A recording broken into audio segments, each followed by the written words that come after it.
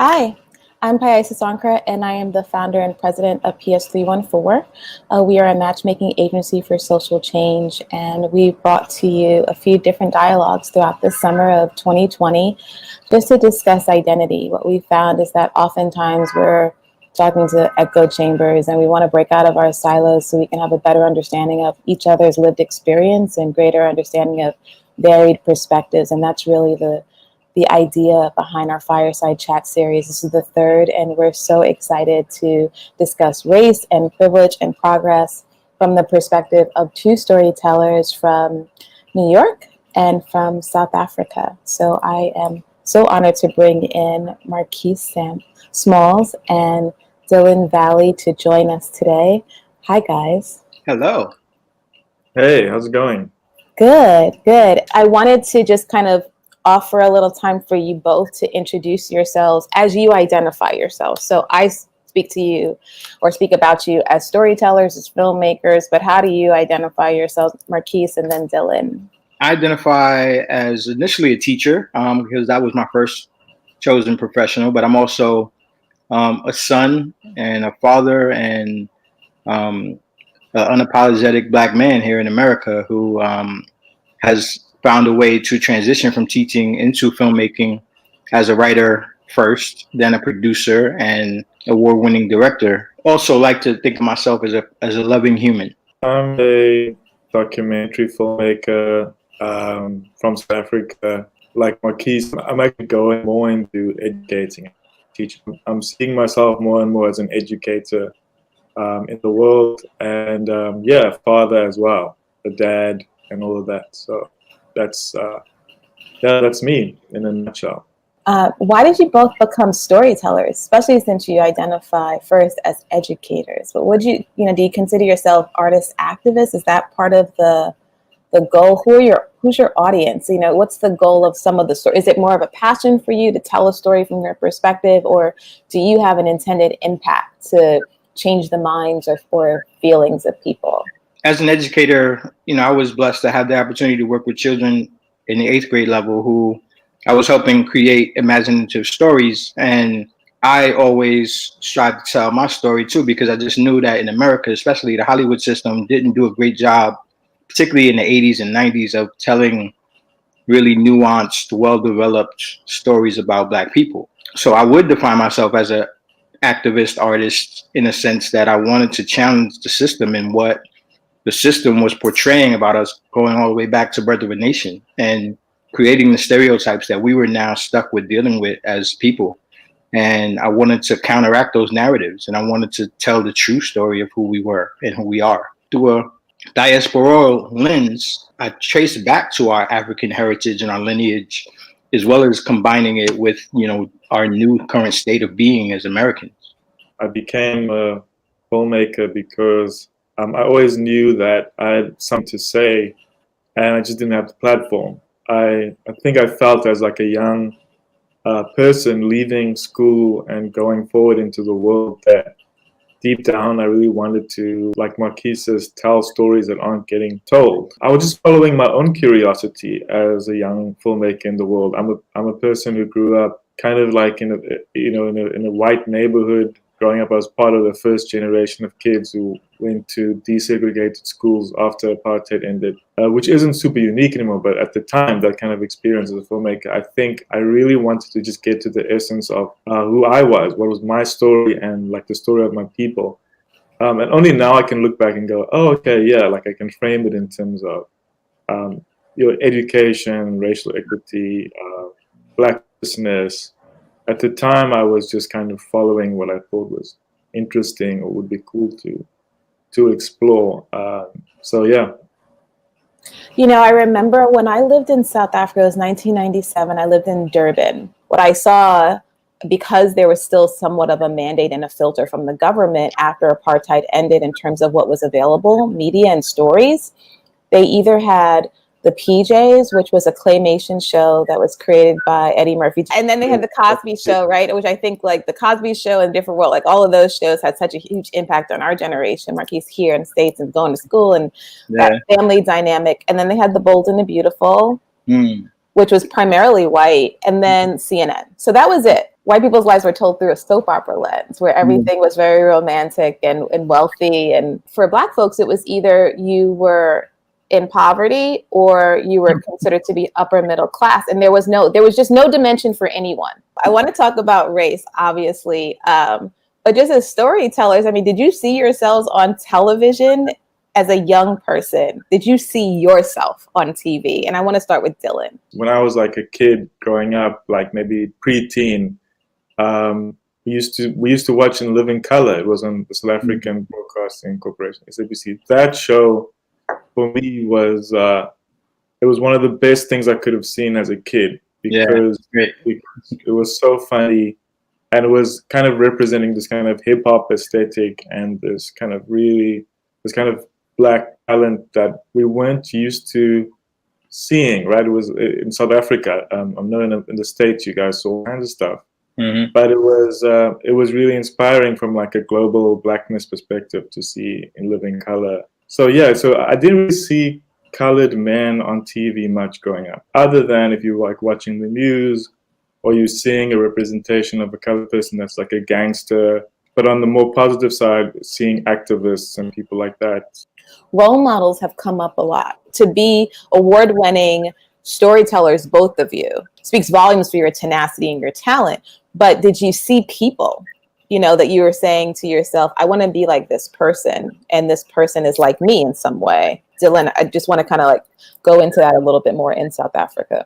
I don't think I could name anybody in film or TV that I thought was a role model. We have a very like strange industry in South Africa, and at the time, like kind of filmmaker that people knew about like across different cultures was a white guy called Leon Schuster. He used to perform in blackface. He would make a narrative film, like a comedy, like a normal comedy, and then he would include these kind of candid camera moments where in character he kind of dresses up as different people. So you'll be like an Indian person who'll go into like brown face. He'd be like a black person or a black woman. You would actually you'd go into full blackface. When I was growing up, that was South African cinema. We would watch that stuff. Then he used to get a lot of props for actually highlighting the racism of white people, because he would kind of show up in blackface and challenge white people and then get beaten up by white people. So really, he was doing something like at the time that people found really funny, but it was also really racist at the same time, where they were given a hug and a pat on the back and said, "Hey, I'm just joking. There's the camera," and they're like, "Oh, Leon, it's just you, ha ha ha," and that kind of thing. So that, I mean, as crazy as it sounds, that was South African cinema. You had like a bunch of films by Afrikaners, by white Afrikaners, that were also subsidized by the state as propaganda. In addition to that, there were subversive films by black filmmakers getting made all, during this time. It just wasn't widely seen. So for me, the kind of modeling I saw, the kind of role models I had, only came later once I was able to go to university and really study film. So Marquis, I'm curious for you, do you feel that you saw yourself? I mean, whenever we're talking to Dylan or someone like Dylan from South Africa, especially of your generation, I'm always thinking I'm actually talking to our parents' generation, just because of the time and the progress, right? What did you see on television, in film, and maybe even in periodicals that depicted who you thought you were, who you thought you were not? The who I thought I was not and who I knew I was not, first off, was all the news depictions and the classifications of us being super predators and constantly being, criminals. That was the first thing that I just knew, like the news did not get me and my friends right at all. Images and people that I looked up to growing up on TV, were shows like What's Happening, Sanford and Son, even Facts of Life, Different Strokes. Those kind of shows really helped me get outside of my world of growing up in the projects and seeing the way that other Black people lived, as well as like diverse people live together. Like Facts of Life was a really diverse show. Different Strokes also was basically made to show you how young Black kids could relate to an older white dude who was their now adopted father. Isaac on the Love Boat too was like really important. You're kind of giving us Isaac a little with the fro, I have to tell you. Yes, okay. So yeah, so like those people, and then as a filmmaker, I really have to be honest. Like George Lucas was truly my inspiration. Steven Spielberg with E.T. Those are the two movies that really inspired me to want to make movies. And then, like Dylan said, Spike Lee. Like as a college student coming up, and even as a high school student, I was able to actually be in Spike Lee's Doing the Butt video. Getting to see Spike Lee work in making that video, like also, and to see the behind the scenes process of what it was to create something visually, it was just amazing. And Spike was awesome. George Lucas, Steven Spielberg, Spike Lee really inspired me to explore storytelling through visual arts, because growing up we didn't have the same access to technology as we do now, and you really had to have resources, from buying film actually to getting the big film cameras to actually make stuff. And then as technology advanced and I was in a position to be an early adopter of it, that's how I got into it, because I was already having the ideas and being inspired by these people and these shows, and just wanting to tell our stories in a more nuanced and three-dimensional way. How has race impacted your life? Kimberly Crenshaw talks about intersectionality and how important it is that we're just so layered, right? I personally find that all of that lives within me.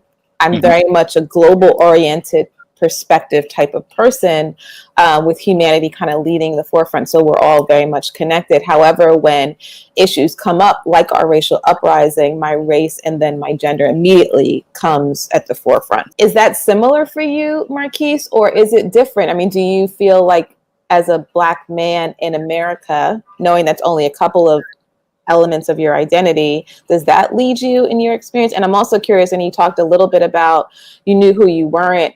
Do you remember the Central Park Five and the impact of that language and narrative about Black men? So I want to talk a little bit about your experience with race in America. I actually left New York because of the Central Park Five, because of everything that was going on with that. Because, I used to run the streets and not really do anything that was criminal, but we were just out because there was nothing else to do. So we would be out on the streets having fun in the city. And to see what those kids went through, my mom was working at NYU at the time, and I could have went to NYU for free, but I was just like, New York is attacking Black men, and I just got to get out of here. Like, I really needed to expand. We were seen as the enemy, and I just really could not continue to watch my friends and even, be fearful for my own life in that kind of situation. So yeah, so I agree with you that our experiences are so diverse, but the main connection that I know that we all have is this notion of colonialism and slavery, and that we've all pretty much been molded through that lens. Growing up, like I had a very strong mother who was 17 when she had me, and she was really dark skinned. So growing up, she would always tell me, like, know your history, know who you are, know where you come from. Don't let them tell you who you should be. So I had that at home. That really helped me learn and educate myself around who we were as people, so that then I could easily say, like, oh, I know that that's propaganda. That's them trying to tell people who I am without even really knowing me or even allowing me to have a voice. So race plays a very important part in all of our lives, particularly right now, because it's finally in a moment of challenge. Like, people are really, truly challenging the whole notion of racism, which again is created. I want to go back to how identity impacts you when you're traveling. When I arrived in 97 to South Africa, which by the way was my first time to Africa. So as far as I was concerned, I'm going home. It was a big deal for African Americans, And the family that I was able to stay with, they were also from in Durban, and Black, and they said to me when I came in, oh, we thought you were going to be Black, with such huge disappointment. So I'm devastated in that moment. I didn't identify what color I identified with, because I didn't know what that meant. So I didn't connect with that at all. I just connected with, I'm Black, but I guess you're just going to call me a different name, but I'm with you. I'm so curious to know, how do you feel when you come to America? Because you've studied here, you've worked here, you've had fellowships here. Do you connect with, because we don't have color here, so who do you connect with? Are you, I'm South African and I'm colored, or do you connect with the Black community and see yourself from that lens? Yeah, it's a great question. Trevor Noah, when he came to America for the first time, when he kind of moved there, then W. Bell interviewed him on his show, which was a really great show called Totally Biased. Mm-hmm. Kamau Bell asked Trevor Noah, so why did you come to America? Because, everything is falling apart. We've got Donald Trump is becoming president and all this stuff. And Trevor was like, well, I just really wanted to be black. Even for him, he wasn't considered black in South Africa, or you'd have this question around his identity, which could be really frustrating, right? If you grow up with your black mother in a black neighborhood and people see you and they won't accept you as black. So for me, coming to the States is great because I feel, or whenever I'm there, I always feel kind of free of that burden of coloredness. Sometimes I feel out of classification completely because people are not sure how to classify them. So that's great because colored exists there. And I think the whole idea of colored people it was one created by a colonial system. It doesn't have, for me, the name today, unlike blackness, doesn't have a strategic value in the world the way that blackness does, which blackness has a value of solidarity, of connecting people from vastly different parts of the world, and not only the United States, but different backgrounds, and connecting under one banner of blackness that you can all stand under, right? In that sense, for myself, it's great being in the States for that, and I do feel very much a part of a black community there, a broader black community, and it's always been, people have always been very welcoming to me and always treated me like a brother, which I always really appreciated, especially when people found out I was from South Africa. I think that it will always have an impact on my life. It'll always stay with me. That kind of sense of community that I found in America. But it's interesting though that you say that you felt like you were welcomed in the community. I remember we would go back to the township often just to visit friends, and everyone was just so welcoming. And our countries, we're socialized to really just be about ourselves, quite honestly. And so individualism is something that you get a bachelor's degree in, regardless if you go to college or not in America. I find that's been my experience. You really have to work towards building community and an idea of collectivity. I learned that when I was in South Africa. I learned collectivity. I felt that very distinctly. And I also saw the impact of apartheid even after apartheid had ended. And having the Truth and Reconciliation Commission and the trial. So I think from the outside looking in, you're thinking, well, now we're kind of moving into a utopia, hopefully, because now you've moved beyond it, and now you have Mandela. So I'm just curious what your perspective is of the impact of having someone like Mandela as president, the impact of, the post-apartheid movement, and specifically what it really means to have a Truth and Reconciliation Commission in the country where people come and speak to the accountability of the atrocities of your past. Starting with Mandela, an amazing leader, a symbol of hope, a fantastically charismatic person, someone who was also a black intellectual, and just all around great person. Seeing Mandela as a president, as a black president, I think it's like kind of indescribable. We all have this real, people from my generation all have this real connection to Mandela, almost as another father figure for us. And now now 25 years later, after the end of apartheid, we're starting to kind of unpack these ideas around what actually happened during the transition and what were some of the shortcomings. And Mandela himself, he wasn't a perfect person, he wasn't a perfect leader. And there were some concessions made, that have had detrimental effects for black people in terms of the townships and the material conditions of black people, the deep inequalities in South African society. There was a moment when Mandela came into power for the ANC to push these kind of socialist principles. The idea for a lot of the liberation movement was that we were going to move into a socialist democracy and kind of undo the racial capitalism of apartheid. And that didn't really happen. So there were lots of deals and concessions made. And today we have one of the most deeply unequal societies in the world. And those inequalities exist very much along racial lines. And so this is the kind of inequality we're living with today. And that's in part due to the leadership of the Mandela era, who A, maybe didn't see this coming, or B, were complacent. There's been this narrative in America, post-racial America, once Obama was elected, almost as though, okay, we're done with this. So Marquis, what's your take on post-racial America? And is that really true? Nah. If it was, we wouldn't be protesting right now. Again, racism is a direct component, and Dylan mentioned this too. Like, and it's interesting that South Africa deals with pretty much the same type of economic oppression that we deal with here, in that Black people are meant to be the foundation of the capitalist system in our labor and in the way that we make the economy run and work, but we are not ever compensated accurately for it. So that keeps us from having ownership and having leadership in crafting a society that truly allows us to participate. We are just taking what's given to us or created for us, rarely, if ever, put in a position to create for ourselves, which was another driving force in me becoming an artist, because I felt like that was the only way to truly be free in America, was to be an artist, because as an artist, you get to do what you artistically feel compelled to do. And, you just then have to have the resources, whether it be paint on a canvas or, make music or even just sing. You don't need anything else but your voice.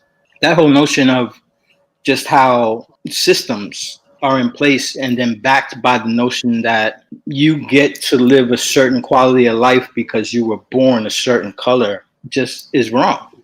And it just is not backed by any true science or any true data that speaks to why that is, except for the fact that white people created it. We as Black people we weren't at the table to help create this society we currently live in. We're finally in a position today to be those advisors, or where we're finally at, and we're finally in a great moment of being able to hold these policymakers, being able to hold these wealthy people who benefited from free labor for a long time accountable for, like, okay, yeah, maybe you got away with it and you were able to store and accumulate all this wealth over these years, as well as power. But now we have ways of holding you more accountable that the future is not going to look anything like it did in the past. So I want to talk a little bit about progress and has there been progress made, and what can you point to very specifically, like what are the foundational elements that we're standing on now to move forward? Yeah, so when I made my documentary Hating Obama, which was exploring the hatred that President Obama was receiving while he was in office, it was really unprecedented that, you would have people calling him a liar in his State of the Union addresses. You would have, Congress coming out, Mitch McConnell saying, like, we're not going to work with this guy. Obama, to me, was necessary for America to halt the dissension that we were in around losing the respect of the world and losing the trust of the world. Like, our history is on record. Like, we can't run away from it. But at the same time, our history is balanced out by our activism as people. Like, because I remember growing up too, when I was in high school and college, like, that whole fight for ending apartheid in South Africa and divesting, that was something that we were so passionate about, even though we had never been to South Africa. We didn't know any South Africans at all. But we just knew that there were other people who we felt were being oppressed in the same fashion that we were. And even though they were thousands of miles away, we cared. But as far as Obama's concerned, I think he did the best job possible as a leader of the free world, and is still to this day showing why he was the right person. And I do believe that we can get to a point of continued change in the racial society and system that we live in, but it's incremental and it's not going to be overnight. There's no way we could be post-racial at any point, anytime soon. But we need to continue to push and continue to make our own new table. So when we talk a little bit about laws and policies, I was so moved to see the Truth and Reconciliation trials and the commission even be established in South Africa. And while Dylan, you talked a lot about there has been progress for sure, but everything could not be done by one administration, by one leader. I'm curious to know from your perspective, what impact the Truth and Reconciliation Commission and trials had on South Africa as a whole, white, colored, Indian, Black communities, and the nation where you are today, and then how you look at Black Americans and the racial issues here in America, if you think that maybe we need to have a commission or maybe something very different. it's important for the country to actually to talk about what has happened, and also for people who did wrong to own up for what they did. I think that was really the strength of the Truth and Reconciliation Commission, is it opened up a platform for us to talk about these traumas, like Marquis outlined, trauma of racism, the intergenerational trauma of it. And so it allowed South Africa space to kind of, emotionally and spiritually deal with that stuff. At the same time, reconciliation, it often placed burden on the victims of racial violence to forgive. It let a lot of the perpetrators off the hook once they had actually owned up to these things. But at the same time, it shouldn't have ended there. Like you said, one administration can't do everything, and one commission, one Truth and Reconciliation Commission, can't really heal the wounds of apartheid. I think in terms of America, I'm constantly shocked as to kind of the ways in which racist right-wing views are becoming more and more mainstream.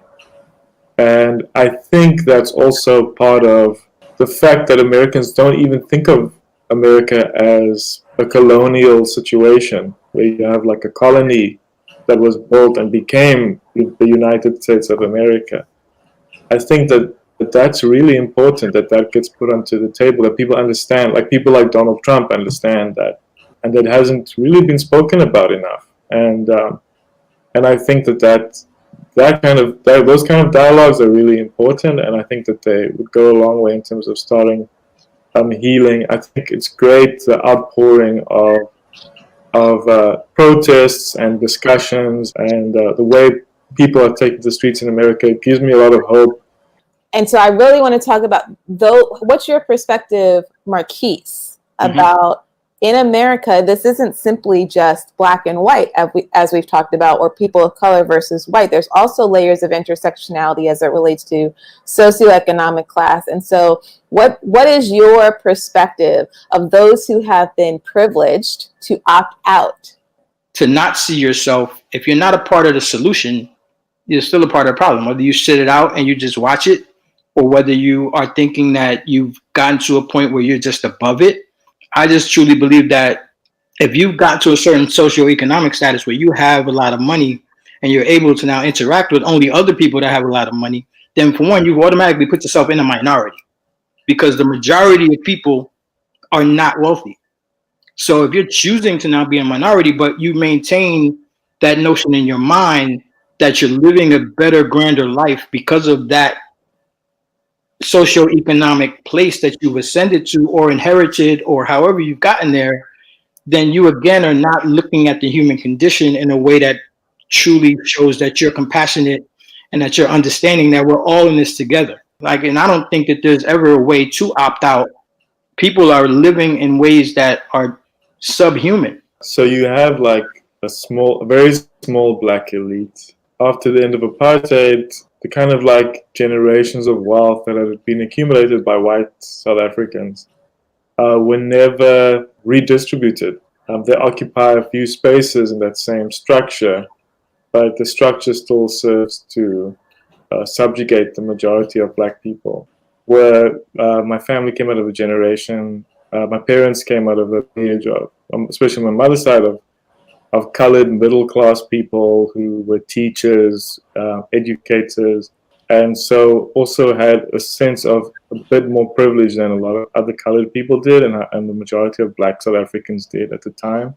That's where we find ourselves, in this kind of middle class, this precarious middle class position, which also sometimes feels like it's like in America, because of the way the capitalism works, the inequality is just bigger, so it's harder for people to really occupy the middle class. It sounds very much the space that we've kind of landed on is to kind of shift our perspective from one-dimensional lenses of just race or class, but to one that's really more focused on humanity and being connected to each other. And pretty much start to build a new system, but first we have to break down the one that we have. Right. But a new system that will connect us all and provide equity. I think that it's a really difficult concept to wrap our minds around because we don't necessarily know what happens like from day to day. But I think that you all are giving us a lot to think about, and I'm so thankful for the time that you've offered just from your very specific perspective. There's so much connection between you two. And as storytellers, I want to play a little game of word association with you. So I want you to give me a word that you feel best encapsulates our past, our present, and our future. And then I'd love for you to tell me a little bit about how you imagine your legacy. So for past, and this is the historian in me, the one word is knowledge. Present, resilience. And for future, equality. My legacy, I would want people to just know me and remember me for being committed to helping to create a world that sees everyone equally and treats everyone equally and eradicates judgment, challenges the notion of everything that's been imposed upon us to make sure that it's vetted in the sense of, does it still work today? So for me, the past is trauma. The present is uncertain. And the future, togetherness. The legacy I leave behind is a body of work of films that I've made that I feel would have reflected stories that needed to get told and contributed to a more equitable society. Well, I think that you both are doing an amazing job, even if you were to stop today, just given the fact that your perspective is one that's about people beyond just your immediate community. You're really thinking broadly about a change, and I thank you so much, and I'm humbled by the time you've offered and the perspective. I think it's going to be so helpful for people to just hear real voices of real lived experience. So thank you so much for coming today. Thank you. I'm wishing you great protection through the rest of 2020 because I don't know what's going to happen. Exactly.